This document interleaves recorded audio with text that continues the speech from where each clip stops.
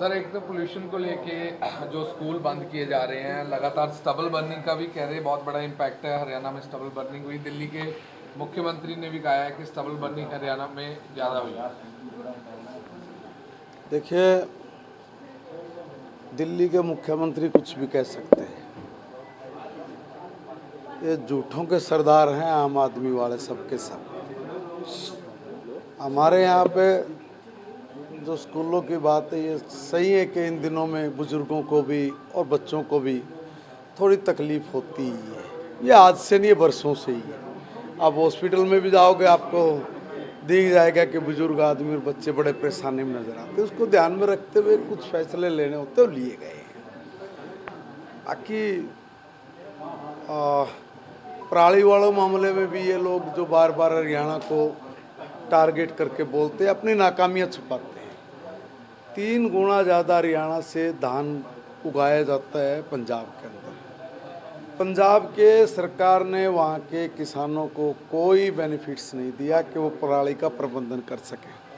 हरियाणा की गवर्नमेंट ने पराली प्रबंधन के लिए अनेक ठोस कदम उठाए हैं और जिसके कारण हमारे यहाँ पराली जलना बिल्कुल बंद के करीब है।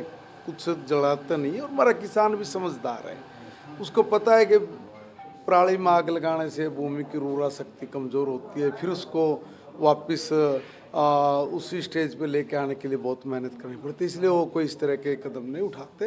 ये पंजाब और दिल्ली की जो आम आदमी की सरकार है, ये शगुफेबाज लोग हैं और गलत बयानबाजी तर्कबाजी करके अपने आप को बड़े स्पुर्य सिद्ध करने का प्रयास करते हैं, मगर हर बार सुप्रीम कोर्ट से, हाई कोर्ट से इनको लताड़ी पड़ती है। सर स्कूलों की बात करें तो सिर्फ नेशनल कैपिटल में जो एनसीआर में आते हैं उनके पे इम्पैक्ट कर रहे हैं या पूरे हरियाणा में कोई डिसीजन ले रहे हैं?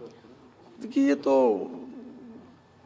डिपार्टमेंट ने तय किया कि भाई कहाँ कहाँ कौन सा एरिया ऐसा है जिसमें ज़रूरत है, जहाँ ज़रूरत है उसके अनुसार ये स्टेप लेना चाहिए। महिपाल जी, एक मल्लिकार्जुन खड़गे बीजेपी की तुलना आरएसएस की तुलना जहरीले सांप से कर रहे हैं। वो कह रहे हैं कि जहरीला सांप है, इसको मार देना चाहिए। इस तरह की शब्दावली को आप कैसे देखते हैं? इन लोगों का दिमाग सठिया गया है, ये पागल हो गए हैं और इसलिए पागल हो गए हैं कि इस देश को, इस समाज को संभाल कर रखने वाले लोगों को इस तरह के शब्दों से नवाजने वालों से पूछना चाहता हूँ कि आपका इस समाज को ठीक दिशा में चलने के लिए क्या योगदान रहा है। आपके मुंह से जो भी कुछ निकलते हैं, अपने हरियाणा में एक बात बोलते हैं कि बिटोड़े के मुंह में तो गोसे ही निकलते हैं, तो इनके मुंह से भी बदबू ही निकलती है। भैया आप ये बताइए, इस देश को, समाज को एक करके आगे बढ़ाने के लिए और इस देश की आंतरिक सुरक्षा, हवाई सुरक्षा और इस देश से इंटरनल जुड़े हुए संस्कृति से और अपनी परंपराओं को बचा के रखने में इनका क्या योगदान रहा है? क्या कोई इनकी कोई स्टेटमेंट भी होती है क्या कि भाई तुम्हारा भी कुछ फर्ज है इस देश के प्रति, समाज के प्रति? सिर्फ जहर उगलना ही तुम्हारा लक्ष्य है क्या? ये सत्ता प्राप्ति के लिए कुछ भी कर सकते हैं, इतने गिरे हुए हैं कि सत्ता प्राप्ति के लिए कुछ भी और किसी भी हद तक गिर सकते हैं। हमारा लक्ष्य और उनके लक्ष्य में ज़मीन आसमान का अंतर है। हमारा लक्ष्य है भारत माता की जय, ये देश वैभवशाली देश बने, ये देश दुनिया का सबसे ताकतवर देश बने, ये देश जगत गुरु बने।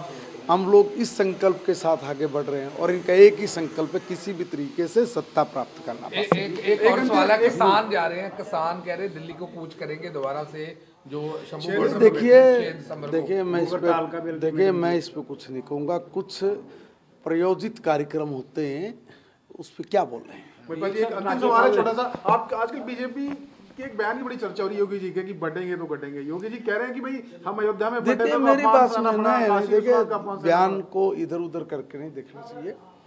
सही बात है कि जब भी कोई इस देश में मुगल आए, चाहे इस देश में अंग्रेज आए, चाहे दूसरे लोग आए, इन्होंने जब जब भी हमको बांट के ही काटा है, तो हम लोग क्यों ना इकट्ठे हुए, क्यों नहीं हम लोग एकजुट होके, ये देखिए मुट्ठी है ना, तो कोई नहीं कुछ बिगाड़ सकता, एक एक करके तोड़ देंगे। इसलिए क्यों कटरेंगे, क्यों बटेंगे, हम लोग ताकतवर बनेंगे। एक विधानसभा को लेके बड़ा चल रहा है कि गवर्नर पंजाब ने कह दिया कि कोई भी जगह जमीन नहीं दी गई, उसको कैसे देखते हैं? अभी मामला सारा संज्ञान में है, 1-2 दिन में कोई उनको बात हो जाएगी, निकलेगा। Thank you. और दूसरा था खाद, डीएपी और यूरिया की कमी। सरकार ने जो जवाब दिए हैं, विपक्ष कहता है कि धरातल पर जाके देखें तो सरकार के जवाब कहीं भी खरे नहीं उतरते हैं। बिजाई हो चुकी है और लोगों को टाइम पे यूरिया और जो है डीएपी नहीं मिला। देखिए, राजनीति में आरोप और प्रत्यारोपों का जो है दौर चलता ही रहता है, और मुख्य बात यह है कि भाई जो फैक्ट्स हैं उन पर अगर ध्यान दिया जाए तो सरकार ने बड़े स्पष्ट किया है कि भाई नवंबर 12 से भी, माननीय हुड्डा साहब ने भी ये प्रश्न उठाया कि नवंबर 12 तक कितनी आपके पास वहाँ पर जो है स्टॉक था और कितना आपने जो है किसानों में बांटा है। तो उसका भी हम जो है माननीय मुख्यमंत्री जी ने जवाब दिया कि भाई इतना स्टॉक था और इतना हमने बांटा है, जो पर्याप्त है पूरे हरियाणा के किसानों को देखते हुए। अब ये है थोड़ा डिले, लाइनें दिखती हैं, लाइनें लगती हैं, इसमें कोई दो राय नहीं, लेकिन ऐसा नहीं है कि उन्हें मिल नहीं रहा है। देखिए, कभी भी कोई भी चीज़ अगर एकदम से सभी की उसकी आवश्यकता है और सभी उसको लेना चाह रहे हैं, थोड़ा विलम्ब तो है, लाइनों में लगना पड़ता है, इसमें कोई संशय नहीं है, लेकिन ऐसा नहीं है कि किसी को नहीं मिल पा रहा है।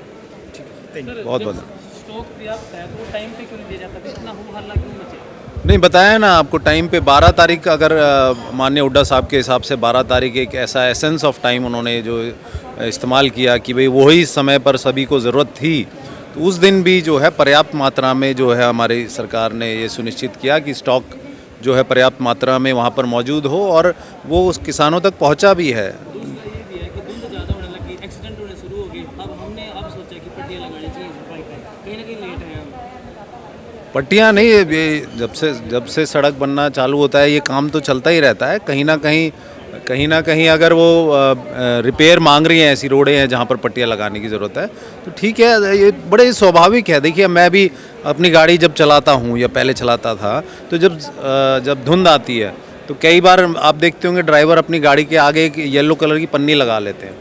ठीक है, तो जब जिस चीज़ का जो समस्या आती है, समाधान भी वहीं करने की आवश्यकता पड़ती है। ऐसी छोटी मोटी बातों में ज़्यादा ध्यान देने की ज़रूरत नहीं मुझे लगती। ठीक है, बहुत बहुत धन्यवाद। तैयारी कर लूँगी मैं।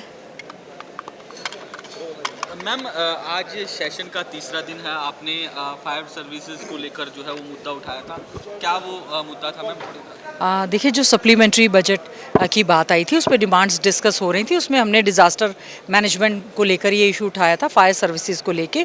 एक तो ज़िले हेडक्वार्टर पे फायर सर्विसेज अवेलेबल होती है, एक कॉर्नर में होता है, दूसरा ज़िला चेंज होता है, चाहे वो 1 किलोमीटर पे वो सर्विसेज नहीं मिलती। दूसरा हमने कहा ये सर्विसेज जो है ब्लॉक लेवल पर होनी चाहिए, क्योंकि शॉर्ट सर्किट की वजह से या खेतों में या वायर्स की वजह से, इलेक्ट्रिसिटी शॉर्ट सर्किट की वजह से बहुत ज़्यादा आग लग जाती है।